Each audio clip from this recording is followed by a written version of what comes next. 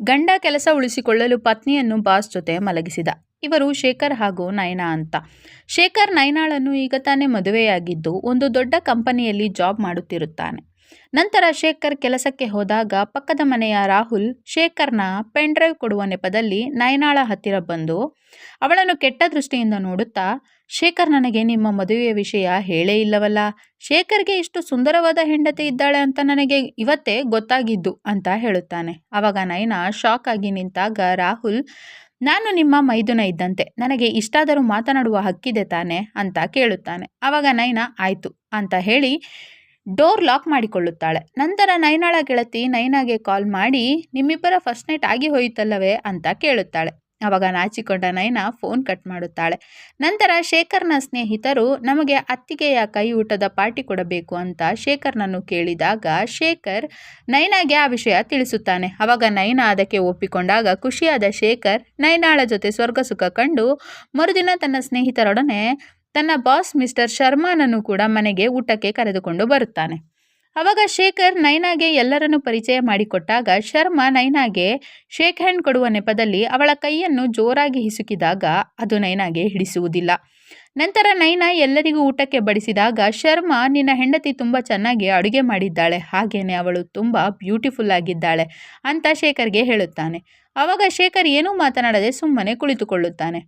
ನಂತರ ನಯನಾ ಶರ್ಮಾಗೆ ಮತ್ತಷ್ಟು ಊಟ ಬಡಿಸಿದಾಗ ಅವಳನ್ನು ಹತ್ತಿರದಿಂದ ನೋಡಿದ ಶರ್ಮಾ, ನೀನು ಬ್ಯೂಟಿಫುಲ್ ಆಗಿರುವ ಜೊತೆಗೆ ತುಂಬ ಹಾಟ್ ಆಗಿದ್ದೀಯ ಅಂತ ಎಲ್ಲರ ಎದುರಿಗೆ ನಯನಾಗೆ ಹೇಳುತ್ತಾನೆ. ಆವಾಗ ನಯನಾ ಕಿಚನ್ ಒಳಗಡೆ ಹೋದಾಗ ಶರ್ಮಾ, ಶೇಖರ್ನಂತಹ ಕೋತಿಗೆ ಇಷ್ಟು ಸುಂದರವಾದ ಹುಡುಗಿ ಹೇಗೆ ಸಿಕ್ಕಳು ಅಂತ ಎಲ್ಲರ ಎದುರಿಗೆ ಶೇಖರ್ನನ್ನು ಅವಮಾನ ಮಾಡುತ್ತಾನೆ. ಆವಾಗ ಅವನ ಸ್ನೇಹಿತರೆಲ್ಲ ಜೋರಾಗಿ ನಗತೊಡಗಿದಾಗ ಶೇಖರ್ ನಯನಾಳ ಹತ್ತಿರ ಹೋಗಿ ನೀನು ತುಂಬ ಚೆನ್ನಾಗಿ ಅಡುಗೆ ಮಾಡಿದ್ದೀಯ ಅಂತ ಹೇಳುತ್ತಾ ಅವಳ ಕೈಗೆ ಕಿಸ್ ಕೊಡುತ್ತಾನೆ. ಆವಾಗ ನಯನಾ ಕಿರಿಚಿಕೊಂಡಾಗ ಅಲ್ಲಿಗೆ ಬಂದ ಶೇಖರ್, ಇವಳು ನಿಮ್ಮ ಮಗಳ ವಯಸ್ಸಿನವಳಿದ್ದಾಳೆ, ಇಂತಹ ಕೆಲಸ ಮಾಡಲು ನಿಮಗೆ ನಾಚಿಕೆಯಾಗುವುದಿಲ್ಲವೇ ಅಂತ ಶರ್ಮಾನನ್ನು ಬೈದು ಮನೆಯಿಂದ ಆಚೆ ಹಾಕುತ್ತಾನೆ. ಮರುದಿನ ನಯನಾ ಮಾರ್ಕೆಟ್ಗೆ ಹೋದಾಗ ಅವಳಿಗೆ ಒಂದು ಆಟೋ ಕೂಡ ಸಿಗುವುದಿಲ್ಲ. ಆವಾಗ ರಾಹುಲ್ ಅವಳಿಗೆ ಮನೆಯವರೆಗೆ ಲಿಫ್ಟ್ ಕೊಟ್ಟು ಕುಡಿಯಲು ನೀರು ಕೊಡಿ ಅಂತ ಮನೆ ಒಳಗೆ ಹೋಗುತ್ತಾನೆ. ಆವಾಗ ನಯನಾ ರಾಹುಲ್ಗೆ ನೀರು ಕೊಟ್ಟಾಗ ರಾಹುಲ್ ಅವಳ ಕೈಯನ್ನು ಗಟ್ಟಿಯಾಗಿ ಹಿಡಿದುಕೊಳ್ಳುತ್ತಾ ನೀರಿನ ಗ್ಲಾಸ್ ತೆಗೆದುಕೊಳ್ಳುತ್ತಾನೆ. ಆವಾಗ ನಯನಾ ಸೈಲೆಂಟ್ ಆಗಿ ನಿಂತಾಗ ರಾಹುಲ್ ಅವಳನ್ನು ತಬ್ಬಿಕೊಳ್ಳುವ ಪ್ರಯತ್ನ ಮಾಡಿ ಮತ್ತೆ ಏನಾದರೂ ಕೆಲಸವಿದ್ದರೆ ನನಗೆ ತಪ್ಪದೆ ಹೇಳಿ ಅಂತ ಹೇಳಿ ಹೋಗುತ್ತಾನೆ. ನಂತರ ಶೇಖರ್ ಬೇಗನೆ ಮನೆಗೆ ಬಂದು ಶರ್ಮಾ ಅವರು ನನ್ನನ್ನು ಕೆಲಸದಿಂದ ಕಿತ್ತು ಹಾಕಿದರು, ಇನ್ಮೇಲೆ ಮನೆಯ ಖರ್ಚು ಹೇಗೆ ನಿಭಾಯಿಸುವುದು ಅಂತ ಹೇಳುತ್ತಾ ಅಪ್ಸೆಟ್ ಆಗುತ್ತಾನೆ. ಆವಾಗ ನಯನಾ, ಈ ಕೆಲಸ ಇಲ್ಲದಿದ್ದರೆ ಏನಾಯಿತು, ಬೇರೆ ಕೆಲಸಕ್ಕೆ ಟ್ರೈ ಮಾಡಿ ಅಂತ ಹೇಳಿ ಅವನಿಗೆ ಸಮಾಧಾನ ಮಾಡುತ್ತಾಳೆ.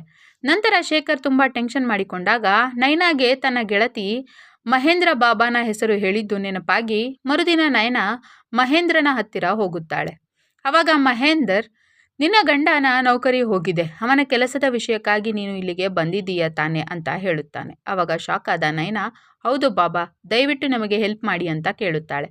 ಆವಾಗ ಮಹೇಂದ್ರ, ನಿನ್ನ ಗಂಡನಿಗೆ ಕೆಲಸ ಸಿಗಬೇಕಾದರೆ ಇಲ್ಲಿ ನಾಳೆಯೊಂದು ಪೂಜೆ ಮಾಡಬೇಕು, ನೀನು ಕರೆಕ್ಟಾಗಿ ಮಧ್ಯಾಹ್ನ 12 ಗಂಟೆಗೆ ಇಲ್ಲಿಗೆ ಬಾ ಅಂತ ಹೇಳಿ ಕಳಿಸುತ್ತಾನೆ.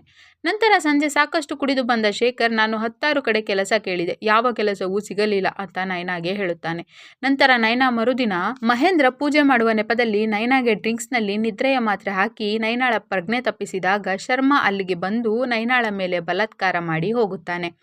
ನಂತರ ನಯನಾಗೆ ಪ್ರಜ್ಞೆ ಬಂದಾಗ ಮಹೇಂದ್ರ ಇನ್ಮೇಲೆ ನಿನ್ನ ಕಷ್ಟಗಳೆಲ್ಲ ದೂರವಾಗುತ್ತವೆ ಹೋಗು ಅಂತ ಹೇಳಿ ಕಳಿಸುತ್ತಾನೆ. ಆಮೇಲೆ ನೈಟ್ ಮನೆಗೆ ಬಂದ ಶೇಖರ್, ನನಗೆ ಕೆಲಸ ಸಿಕ್ಕಿತು, ಅದು ಬೇರೆ ಕಡೆಯಲ್ಲ, ಶರ್ಮಾ ಅವರೇ ಆಫೀಸ್ನಲ್ಲಿಯೇ. ಶರ್ಮಾ ಅವರೇ ಕೂತು ನನಗೆ ಕಾಲ್ ಮಾಡಿ ಅದೇ ಕೆಲಸದ ಜೊತೆಗೆ ಪ್ರಮೋಷನ್ ಕೂಡ ಕೊಟ್ಟಿದ್ದಾರೆ ಅಂತ ಹೇಳುತ್ತಾನೆ.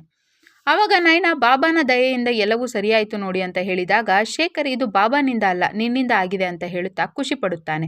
ಮರುದಿನ ನಯನಾ ಫೋನ್ ನೋಡುತ್ತಾ ಕುಳಿತಾಗ ಮಹೇಂದ್ರ ಬೇರೊಬ್ಬ ಯುವತಿಯ ಮೇಲೆ ಬಲಾತ್ಕಾರ ಮಾಡುತ್ತಿರುವ ವಿಡಿಯೋ ನೋಡಿ ಶಾಕ್ ಆಗಿ ನೇರವಾಗಿ ಅವನ ಹತ್ತಿರ ಹೋಗುತ್ತಾಳೆ. ಆವಾಗ ಅಲ್ಲಿ ಮಹೇಂದ್ರ ಮತ್ತೊಬ್ಬ ಯುವತಿಗೆ ಕಿರುಕುಳ ಕೊಡುತ್ತಿದ್ದು ಅದನ್ನು ನೋಡಿದ ನಯನಾ ಆ ಯುವತಿಯನ್ನು ಅಲ್ಲಿಂದ ಕಳುಹಿಸಿ ಮಹೇಂದ್ರನನ್ನು ಹೊಡೆಯುತ್ತಾ, ಮೊನ್ನೆ ನನ್ನ ಪ್ರಜ್ಞೆ ತಪ್ಪಿಸಿದಾಗ ನೀನು ನನ್ನ ಜೊತೆ ಏನು ಮಾಡಿದೆ ಹೇಳು ಅಂತ ಕೇಳುತ್ತಾಳೆ. ಆವಾಗ ಮಹೇಂದ್ರ, ನಾನೇನು ಮಾಡಿಲ್ಲ, ಇದೆಲ್ಲವೂ ನಿನ್ನ ಗಂಡನ ಪ್ಲಾನ್.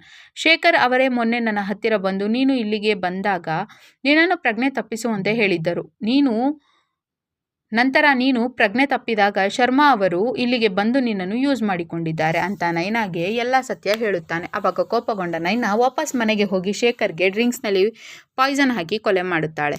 ಕತೆ ಇಲ್ಲಿಗೆ ಮುಗಿಯುತ್ತದೆ. ಈ ವಿಡಿಯೋವನ್ನು ಪೂರ್ತಿ ನೋಡಲು ಶಿಮಾರು ಎಂಬ ಯೂಟ್ಯೂಬ್ ಚಾನೆಲ್ನಲ್ಲಿ ಶಿಕಾರಿ ಎಂದು ಹುಡುಕಿ ನೋಡಬಹುದು.